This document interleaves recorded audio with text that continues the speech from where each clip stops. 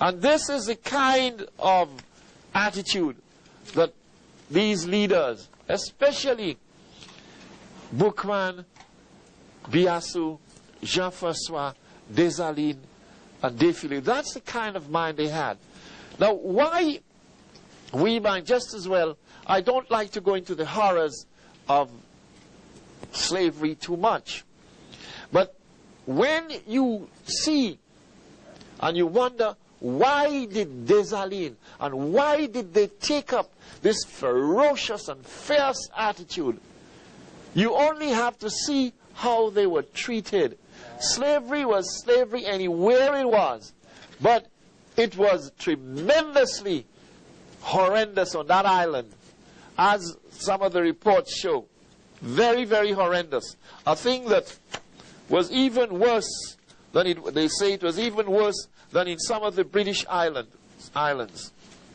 And it took a man, again, like Dessalines, to be able to see that.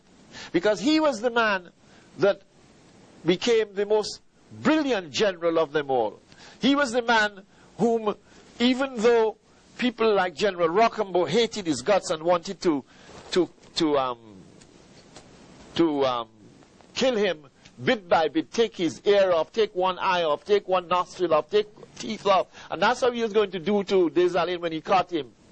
But the shoe was on the other foot, and he had to run away from the island when Dessalines won, because we knew Dessalines was looking for him and what would happen to him. He jumped on a ship and escaped to France before Dessalines' men could catch him. But he himself had to say, he himself had to admit, while the struggle was going on, that Dessalines is the only man who knows how to successfully wage war in the colony. We are only fifth graders compared with him. This is an illiterate. This is a savage. This is a man who had no redeeming feature as far as they were concerned. And the top French general is admitting after he got his behind whipped that this man was a brilliant, brilliant general, and we were only small fry with him. And what happened? Who was this man who was to play such a victorious part in the African Revolution in Saint-Dominique, as I call it? Who was Jean-Jacques Dessalines? And if we take a deep look at him, you'll get a good glance at him, especially when they were executing a mulatto called Vincent Auger. They were executing Auger and another man called Chavan for having had a small insurrection before the Haitian Revolution started. They wanted to get their voting rights and so on, and they got some Africans to help them, some enslaved Africans. And they were witnessing when they had caught Auger and the others, they were witnessing not only Auger and Chavan and many of their African brothers and sisters. They were at the Place d'Armes watching the executioner deal with Auger. And this is the kind of brutality that they were fighting, Dessalines and others. When the executioner slashed, cut, and tortured Vincent Auger to death from the scaffold in the Place d'Armes, Défilé, who was standing near a cluster of pear trees, let out a scream that rang through the air and startled the Africans. They had been forced by their tormentors to stand by and witness the grisly and macabre execution by torture of Vincent Auger, the mulatto who had instigated the uprising against the whites. With him too was his fellow conspirator Chavan, who was also hacked to death in the sight of these African men and women, and also some African slaves who had been slashed to death. They got the others to stand and to sit in the Place d'Armes watching this executioner, watching them do that to these people.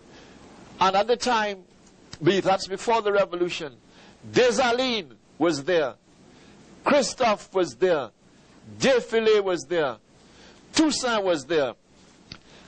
Henri Christophe stood there seething with anger, watching this, his eyes ablaze and seeking to catch the attention of the other leaders, because they had planned what they were going to do. They were only biding their time. He noticed Bookman, big-chested, powerful, from the Turpin plantation.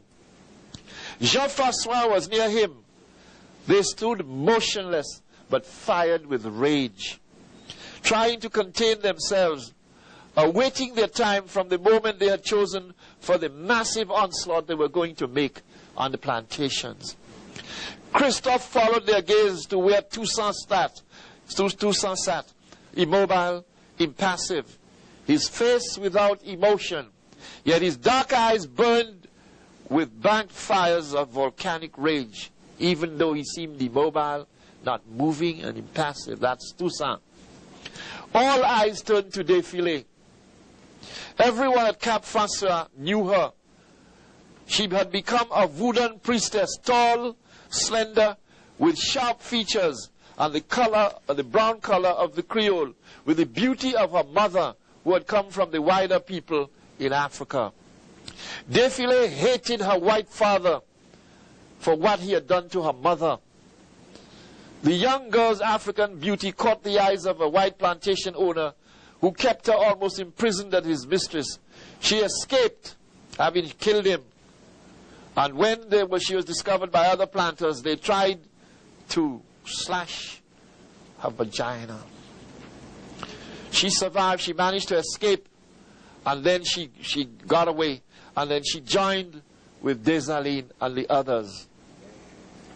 No one other than Jean-Jacques Dessalines was ever seen with her. Across the Place d'Armes, Dessalines rushed to her side. He put his arms around Défilé to comfort her. Anger bristled in his powerful, muscular body. Christophe recalled the first time he had seen Dessalines, manacled, chained to a coffle, his dark body naked, head swollen from incessant beatings and streaked with blood, a froth of blood on his full lips, and his eyes in the full blaze with frenzied anger. At the Place d'Armes, that day of the execution, it was strange to see Dessalines comforting anyone. The molten sun shone directly overhead. The executioner stabbed at some of the men on the torture wheel. Getting no response, he swung his heavy sabre and hacked off their heads with total indifference. Défilé cried out again, and Dessalines put his firm, strong hands over her mouth and stifled her screams. The executioner, jammed with severed heads on his pike staff, held them up in the air and descended from the scaffold. Revenge was etched on the feature of every African in that square in Cap François. It was not only Auger and Chavannes, but all the Africans that were involved in that uprising had been hacked to death. Dessalines had endured countless beatings. When they tried to convert him to the Christian faith by dragging him and several other Africans into a Jesuit church, he refused to budge, although in chains. He covered his groin with his hands where the whipstock hit him a stunning blow. He heaved the contents of his retching stomach and doubled over in pain. The brutish driver clubbed him unmercifully again and again and again. Dessalines fell on his knees, his lips a spongy pulp of red, one eye swollen shut, and the other blinded by a rivulet of blood. For he refused to do the bidding of the man who had bought him. That was why on the night of that 1791 rebellion, as it was about to begin, Dessalines sprang into the clearing at the Bois Cayman, where Bookman was leading the ceremonies, and he roared for all to hear, "I, Dessalines, will disembowel every planter in Saint-Dominique and drip their entrails on the tichat trees. I will gouge out their eyes and feed them to the fishes." Bookman rushed to Dessalines' side, and he said to the crowd, "We cannot return to our native Guinea. The cursed whites have brought so many of us here that we are like seeds of the muka plants.